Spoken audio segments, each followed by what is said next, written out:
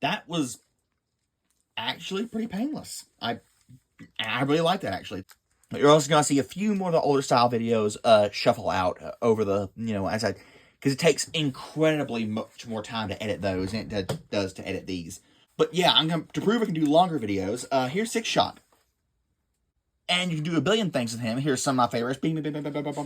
But yeah, this is my favorite mode of his, which is a sort of a dragster race car look mode.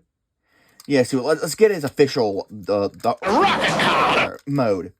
Now, we all like Sixshot because he's famous as a Transformer for having 6 modes. But let's be honest, most of them are just bricks with things like folded out or added onto him. He's really good and creative, but I think he's helped by the fact that a lot of these are Cybertronian-ish alternate modes. If they were like supposed to be realistic, I think he'd suffer a lot. Besides the fact it's patently obvious how he transforms into a robot. I wouldn't call him the modes interpretive, but they're being close to being interpretive. But yeah, here's the rocket car mode, and again, that's why I like the fan mode better than this mode, honestly, because like, how is this a rocket car? Like, it's the front grille is so big. It looks like the Joker's Mustang. It's so. This is not aerodynamic or fast at all, but yeah, you can put Titan Masters in the seats, and he's got his guns, which do the thing of, hey guys, let's make the hollow part a feature, not a bug. And they connect together, and the Titan Master can form in them. Yeah, let's go to the next mode.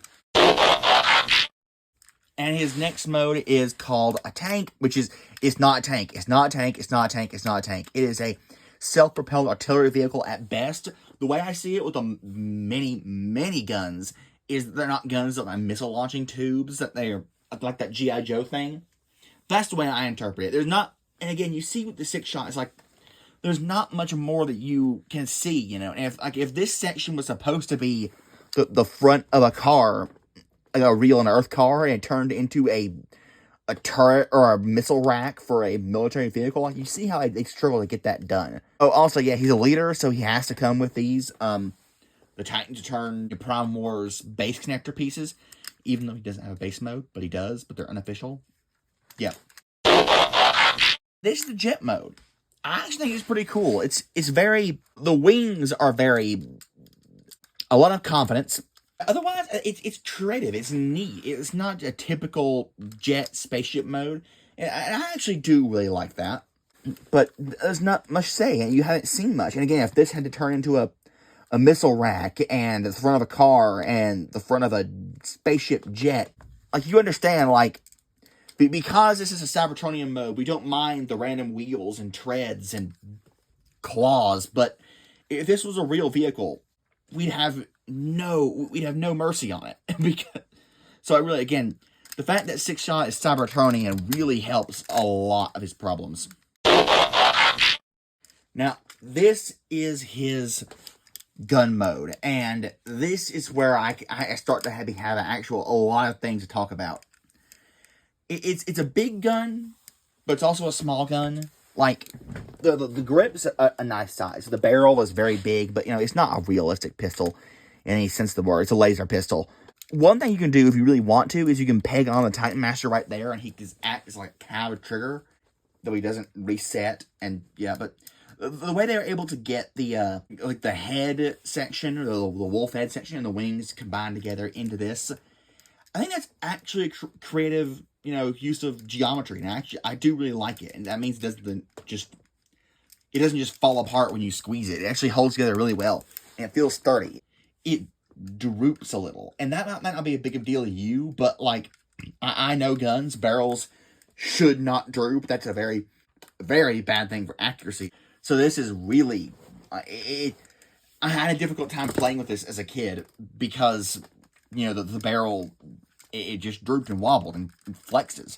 I know, American kid moment there, but I also think it's creative how they were able to say, oh, this isn't a gun, this is, a submarine into the barrel. That's a conning tower. It's a creative submarine. And I feel bad for the kids who got this toy without knowing about Transformers history and genuinely thought this is supposed to be a submarine, that they never even had the inkling of a notion to use it as a pistol. But, like, Still, like, again, gun laws, that they aren't what you think. I can buy this, I can buy this, I can buy this at the store. It just doesn't, there's no cool they were able to do it, but they shouldn't have had to skirt around it. And this is the wolf mode, and yeah, this is where you can tell, like, he's starting to push it. Like, definitely brick with a wolf head vibes. The wolf head sculpt is actually pretty cool. I like how it can open and close its mouth, you know, regardless of any other articulation. You can use the guns as a sort of tail or double tail thing if you want to.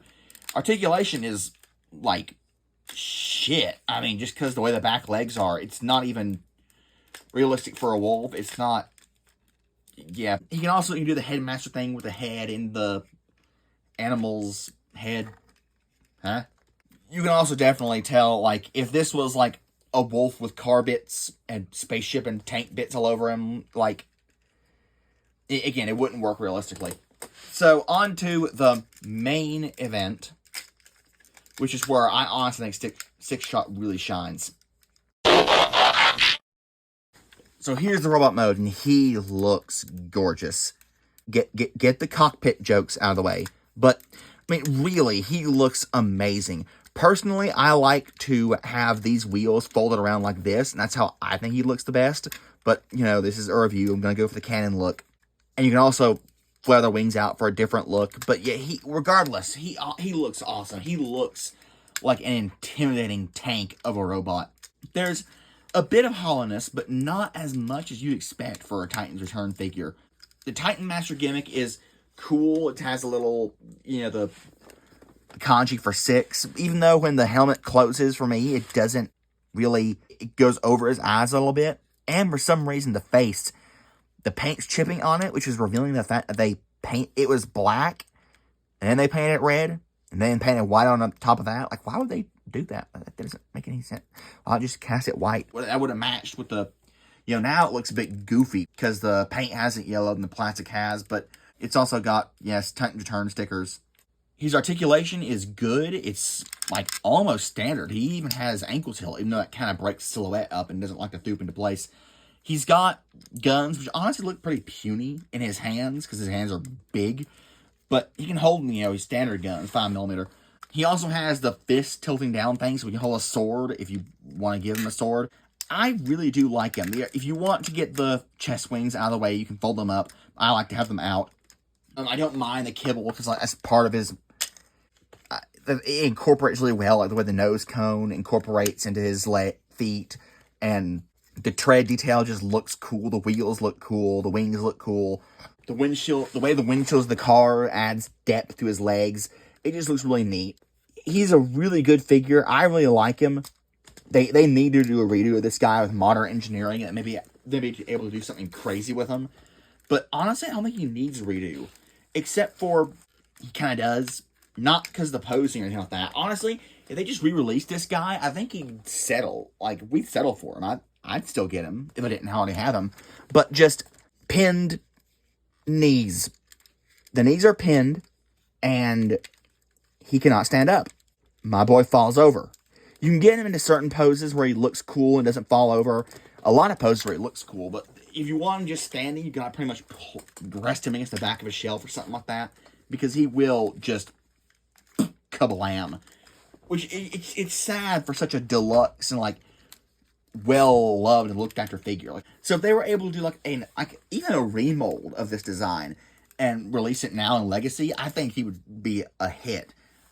Of course, he's big, and he has a Headmaster gimmick, and he has a bunch of modes, so they'd probably release him as a commander, because he is, like, commander size. Again, remember old leaders when they cared? But that's the, you know, the debate about leaders and he's not as complex as commander, definitely doesn't have as many accessories, but, you know, regardless. Speaking of accessories, his guns are actually blast effect compatible. I don't know why they are, but they are, and that's really cool and neat. Yeah, there's Sixshot. He's one of my favorite figures I have. And again, you know, I like to have a very G1 aesthetic line, and I've kept with pretty much, I don't get anything pre-Siege, but Sixshot stays on my Kind of like Metroplex. I wish they did a more G1 accurate Metroplex, honestly. But like Metroplex and Fort Max and Triptychon, Sixshot stays with on my G1 inspired shelf. Like the War for Cybertron Legacy Studio Series, like he's on that shelf because he just looks so good and he fits in. He doesn't look out of place. Power Master Prime, he's not on that shelf, but Sixshot is. So yeah, if you want to know my thoughts on Sixshot, there it is.